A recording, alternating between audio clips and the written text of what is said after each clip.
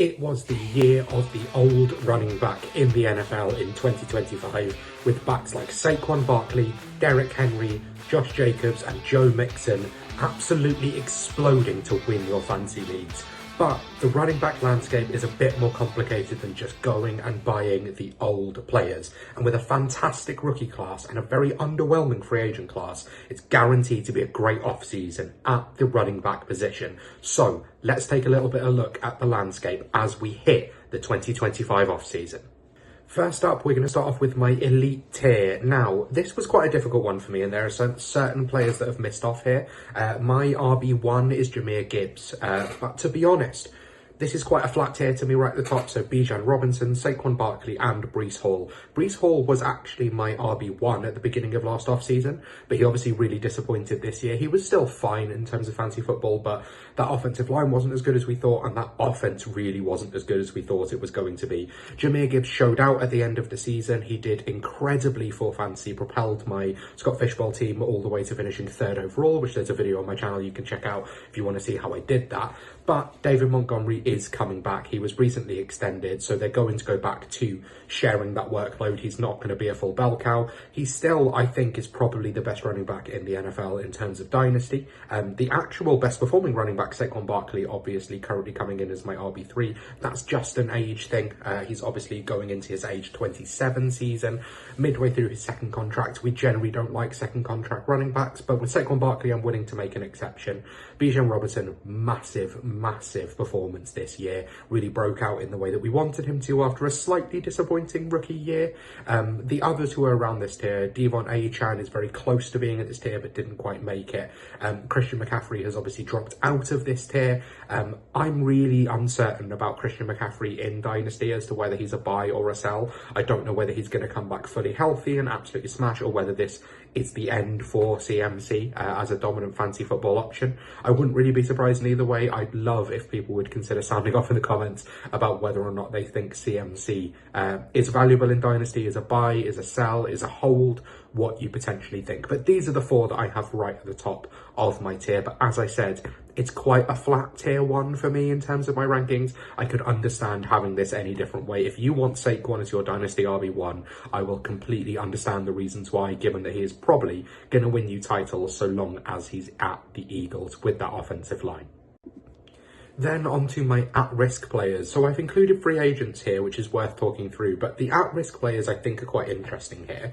So I've started off with DeAndre Swift. DeAndre Swift has really underperformed in Chicago, especially given he was the first free agent signed, not just in Chicago, but across the entirety of free agency. He was the first deal that went through minutes into the free agency window being opened. He was offered, a 3-year, $21 million deal that all of the top free agent running backs got basically the same thing. The key thing here is that Ben Johnson has just signed, and Ben Johnson was part of the team that then traded him away from the Lions and decided to go with Jahmyr Gibbs instead.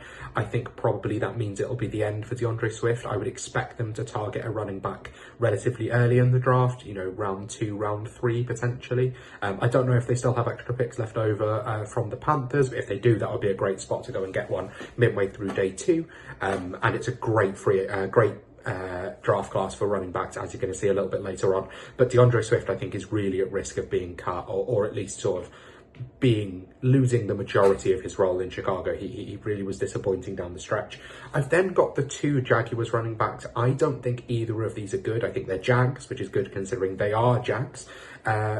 Travis Etienne has really disappointed. Tank Bigsby obviously was great for a few games, but I don't think is going to be able to be a bell cow. He has some of the worst hands in the NFL. Liam Cohen going to Jacksonville, I think, tells me they're going to want a bell cow running back in the way that they've, used Bucky Irving. They're going to want someone similarly explosive. Whether that could potentially be Travion Henderson in the upcoming draft, I think that would be a really nice fit, but I don't think Etienne or Bigsby are going to be the ones to thrive in that system with Liam Cohen. And then the next person I have at risk is a little controversial considering I am a Rams fan. But Kyren Williams, I don't think he's at risk of being cut. I think he will get an extension this offseason, but I think the Rams want some exclusivity at the running back position, and Kyren Williams just isn't that. He's a good player, he's got great vision, he's got great hands, he's a fantastic pass blocker. but he's never going to take something to the house. And I think the Rams want that from some of the comments that Sean McVay made in the post-season press conference. I think they're kind of regretting the Blake Corum pick and the fact that he's obviously relatively similar to Kyren Williams in play style. I think they wish they'd gone a little bit differently. They directly reference Bucky Irving. So I think they want, a bit more speed in terms of a change of pace back. I wouldn't be surprised to see them target someone in free agency, potentially J.K. Dobbins actually, or go to the draft to potentially get a running back. Sean McVay loves drafting a running back on day 2, so he has to do that every single year. Then the key free agents, it's not a great free agent class, but it shows you some of the holes that are going to be open. Aaron Jones, J.K. Dobbins, Najee Harris, Javonte Williams.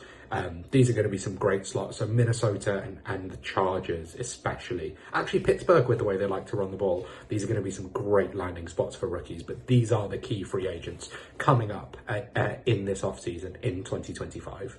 If you're here, if you're enjoying the video, please consider liking and subscribing. The channel is growing and I'd love you to be a part of that journey with me. It's just a little button down there. I really appreciate it if you wouldn't mind clicking it and helping me this off season, right before I'm about to release all of my draft content and all of my prospect profile videos, which is very, very exciting. But let's crack on with the RB landscape. Then the trade targets that I have in terms of veterans. Starting off with James Conner, and James Conner I think is a fantastic trade target. He was elite down the stretch. He absolutely was a league winner, and we were anticipating potentially that Trey Benson would be looking to take over in this offseason, but they just extended James Conner. And James Conner is the most proficient player on this offense, not just proficient running back, but the most proficient player. They love using him as a 3-down back. Maybe Trey Benson starts to take a little bit more of the workload, but it actually was Emery DeMarcado that tended to spell James Conner if they were going to. So I think he's a great trade target, and I don't think he'd cost more than a second at this point in time. Chase Brown as well, I think, is going a little bit under the radar. He's within the top 10 running backs for me. A bell cow for the Bengals, being used the same way they use Joe Mixon, and they're not afraid of just feeding one running back the ball. They tried it with Zach Moss, it didn't work. They tried it with Chase Brown, and it did. So Chase Brown, I think, is a locked-in RB1 for me, and I think you can get him cheaper than RB1 prices. So this is someone that I'd definitely be looking to target. If I needed help at the running back position, they could potentially look to draft someone. But to be honest, in this class, every team might look to draft someone just because it's really that good. Kenneth Walker is then the last one that I have. Kenneth Walker is such a disappointing case for me because I think in terms of raw talent, he's a top 10 back in the NFL, but he can't really stay healthy, and also that offensive line is basically just an open gate at this point. The Seahawks will look to improve the offensive line this offseason. If they can do so, Kenneth Walker has a path to being way more relevant in 2025, and I think, again, the value is slightly deflated, so it could be someone that you could look to target. They obviously also have Zach Charbonnet, so it's unlikely that they'll draft one of these exciting rookies. So I think probably it's his job to lose for next year. Then after that, we'll see. But for 2025, I think it's Kenneth Walker's job, and I'd be quite happy going and spending a second on him if you can get that done. Then finally, we have the rookies to watch, and this is the most exciting part of this video. So this is my top 5 currently, but I'll be honest with you, this is absolutely going to change when we see draft capital, when we see landing spots, when we get a little bit more into the combine as well. I think this is the most controversial part. Every time I talk about my running back rankings, people say, well, what about Devin Neal? What about Cam Scatterbo? What about all of these other players who could potentially be within your top 5? And it's going to be so movable. It is a hell of a class. This is my top 5 currently. So Ashton Jeanty, I don't need to tell you about Ashton Jeanty. You know, out of Boise State, all-round back, incredible tackle breaker. That's the main thing that I see when I see him, is that he's just impossible to bring down. Caleb Johnson is my RB2 out of Iowa, like a real bowling ball workhorse back, like a plus in the screen game. Not maybe the best pass catching back of all of the backs in this class, but like absolute physical freak. Quinshon Judkins, again, the first of the 2 Ohio State backs that I have on this list. You know, really good vision, really good for patience, really good contact balance. Again, really good athleticism. Like, just because he's not the same freak that his mate in the backfield is, he's a really, really athletic back. He has great acceleration and great burst with one cut as well. Probably a more all-round player than his running mate, Trayvon Henderson. I'll do him now, actually. Like, this is just explosivity. This is long speed, acceleration, ability to sort of make one cut and go. And if you can use him in the way the Dolphins use Devon Achane, he can be absolutely explosive. Like, this potentially is my RB5 currently. this could be the highest upside back in the class.